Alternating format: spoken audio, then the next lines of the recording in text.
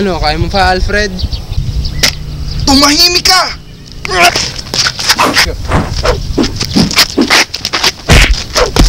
Wah! Ano, suko ka na. Hindi ako susuko sa kagaya mo! Ang tigas talaga ng ulo nito. Umanda ka! Ibibigay ko na ang 100% ko! Wah!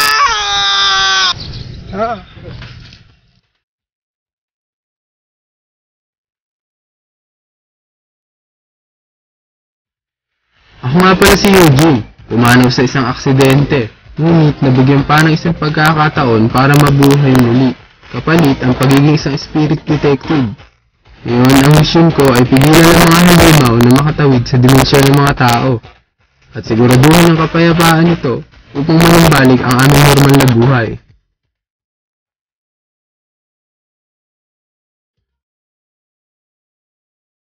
Alam mo naman siguro, Eugene, kung bakit kita pinatawag dito. Nababahala ako na marami ng halimaw sa inyong mundo. Kaya't dapat mong siguraduhin na walang manggugulong mga halimaw sa iyong dimensyon. Bumalik ka na ngayon sa iyong mundo at para mag-imbestiga at siguraduhin ang kapayapaan nito.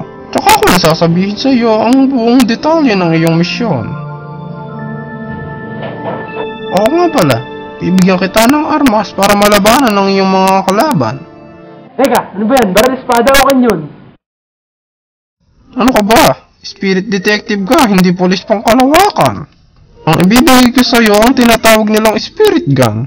Sa estado mo ngayon, pag-aralan mo muna kung paano ito gamitin.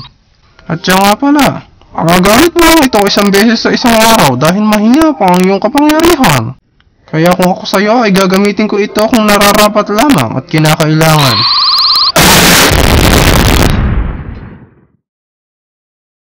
Eugene!